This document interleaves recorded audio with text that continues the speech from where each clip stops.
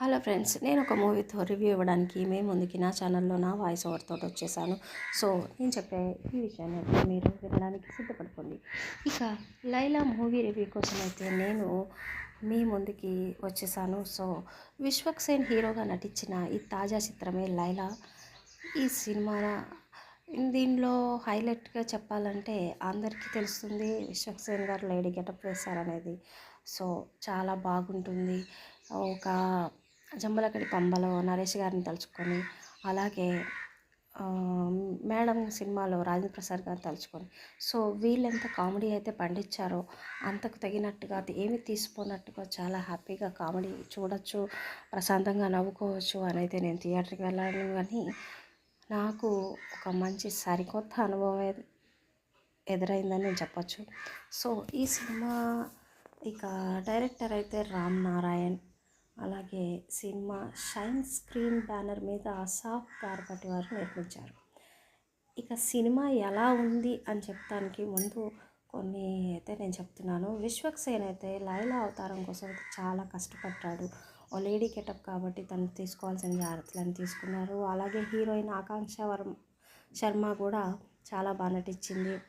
మిగతా నటీనటులు కూడా బాగానే నటించారు. ఇందులో రిచర్డ్ ప్రసాద్ అని విజువల్స్ని డీసెంట్గా చూపించారు అని అనుకున్నారు. కానీ ఏదైనా ఇందులో కొన్ని చోట్ల అంత విజువల్స్ అదే దాన్ని ఏమంటారు, గ్రాఫిక్స్ అంత అవసరం లేదని అనిపించింది నాకు కొన్ని చోట్ల అయితే. ఇక కథపరంగా చూసుకుంటే లైలా అనేది ఒక రొటీన్ లేడీ గెటప్ వేసుకున్న మూవీగానే అనిపించింది.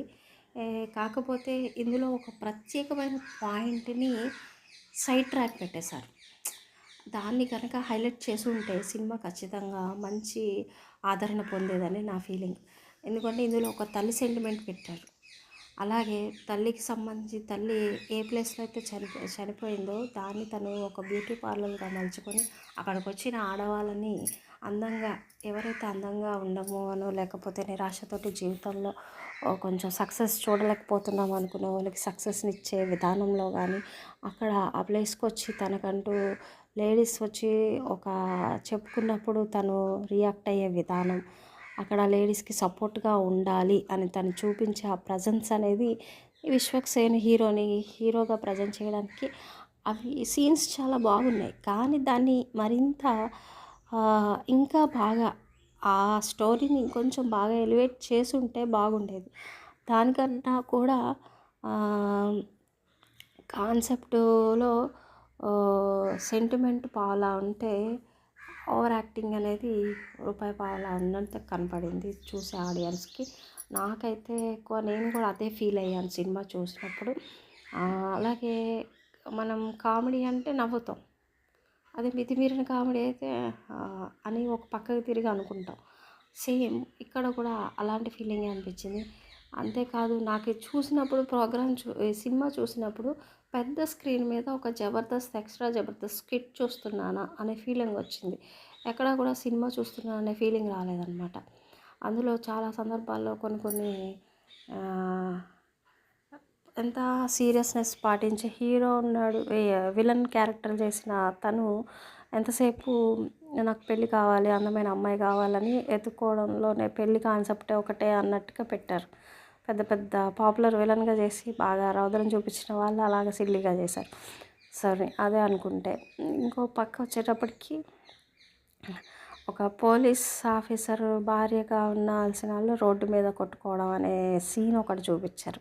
అవి కూడా కాస్త అతిగానే అనిపించినాయి. ఇవి న్యాచురల్ కన్నా కూడా అన్యాచురల్గా ఎక్కువ అనిపిస్తుంది. ఊహకందని ఈ కథలో చాలా ఉన్నాయి. ఇక్కడ హీరోయిన్ గ్లామర్ కన్నా కూడా హీరో గ్లామరే ఎక్కువ కనపడుతుంది.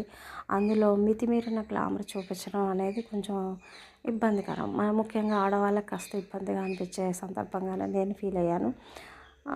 చాలా విషయాల్లో కూడా ఇలా ఉంది. కాకపోతే విశ్వక్సేన్ గారు ప్రతి సినిమాలో ఏదో ఒక మోరల్ అయితే చెప్పాలనుకుంటున్నారు.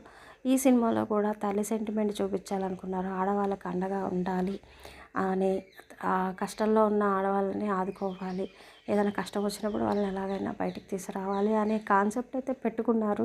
కానీ ఆ పాయింట్ని పక్కకు పెట్టేసి వేరే కామెడీ వేరే సైడ్ ట్రాక్ వెళ్ళిపోయింది. కామెడీ అంతా సైడ్ ట్రాక్ వెళ్ళిపోయి అది హైప్ ఎక్కువైపోయి ఉన్న సెంటిమెంట్ వెనక్కి పడిపోయేటప్పటికి అసలు స్టోరీ కాన్సెప్ట్ వదిలేసి దీని మీద ఎక్కువ ఉండడం వలన దీన్ని బతికించే కార్యక్రమంలో ఆ కామెడీని ఎలివేట్ చేసే కార్యక్రమంలో వీళ్ళు చేసిన అతి చూడడానికి ఇబ్బందికరంగా మారిపోయింది.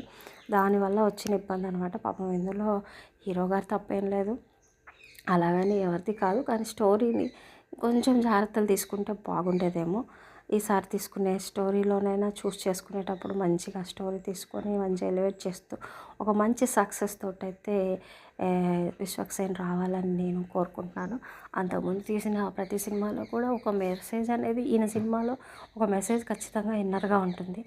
నేను చూసిన ఆ సినిమాలో పాగల్ చూశాను. అందులో కూడా ఒక ప్రేమ, ఒక మనిషికి అనాథగా ఉన్న ఒక మనిషికి ప్రేమ ఎలా ఎంత ముఖ్యమో, ఒక నా అనే వాళ్ళ కోసం తను ఎంత అటువంటి వ్యక్తిని, తన కోసం ఒక వ్యక్తిని సంపాదించుకోవడానికి తను ఎంత కష్టపడుతున్నాడు అనేది, తన ప్రేమని ఒక మనిషి ప్రేమిస్తే మగవాడిని ఆడవని, ఒక మనిషిని మనం ప్రేమించినప్పుడు అవతల వ్యక్తి కూడా ప్రేమించబడతారు అనే ఆ చిన్న మెసేజ్ని చూపించే విధానం కూడా బాగా చూపించాడు. అందులో కామెడీ బాగుంది, సినిమాలు పాటలు కూడా చాలా బాగా తీశారు ఆ సినిమా కూడా.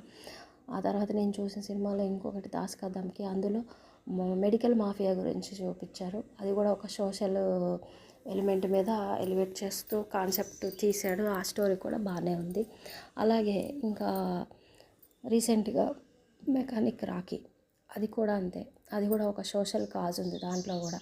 ఎవరైతే ఇలా ఇన్సూరెన్స్లని అని మనుషులు ఎవరైనా చచ్చిపోయినప్పుడు ఒక డెత్ సర్టిఫికెట్ ఉపయోగించుకొని ఏమేం జరుగుతున్నాయి, ఎంతెంత ఇబ్బందులు ఇరకాటలు తెలియకుండా ఇరుక్కుంటున్నారు, ఒక ఫోన్ కాల్ కానీ ఒక ఈమెయిల్స్ని ఉపయోగించుకొని ఎవరెవరు ఎంతెంత మనుషుల్ని ట్రాప్ చేస్తున్నారు, ఆ ట్రాప్లో పడిన వాళ్ళ జీవితం ఎలా ఉంటుందనే ఒక మంచి కాన్సెప్ట్ని ఎలివేట్ చేస్తూ చెప్పారు. కానీ దాంట్లో కూడా బాగానే చెప్పారు మెసేజ్. అదేవిధంగా ఈ స్టోరీలో కూడా తల్లికి తను అందంగా తయారు చేయడమే కాదు, తన తల్లినే కాదు ప్రతి అమ్మాయిని అందంగా తయారు చేసి వాళ్ళ లైఫ్లో ఒక మంచి హ్యాపీనెస్ని తీసుకురావాలని తను చేసే ప్రయత్నంగా ఒక బ్యూటీ పార్లర్ని హైలైట్ చేస్తూ చేశారు. కానీ దాన్ని ఇంకా కొంచెం ఎలివేట్ చేసి ఉంటే బాగుండేది ఆ కాన్సెప్ట్ని. దాన్ని ఎలివేట్ చేసే ప్రాసెస్లో కామెడీ మీద పడ్డారు. ఆ కామెడీ కాస్త వికటించి కొంచెం అధోగతి పాలైపోయింది. దానివల్లే కాస్త ఈ సినిమాకి చాలామంది దూరంగా ఉన్నారేమో అని కూడా నాకు అనిపించింది. ఏదేమైనప్పటికీ విశ్వక్సేన్ గారు మీరు తీసే ముందు ముందు మంచి సినిమాలు తీస్తారని భావిస్తున్నాను. సో సినిమాలు బాగుండాలని కోరుకుంటున్నాను. ఓకే ఫ్రెండ్స్, ఇక ఈ మూవీకి నేను ఇచ్చే రివ్యూ ఇంతే. సో నా ఛానల్లో నేను చెప్పిన ఈ రివ్యూ కనుక నచ్చితే తప్పకుండా లైక్, షేర్, సబ్స్క్రైబ్ చేసుకోండి.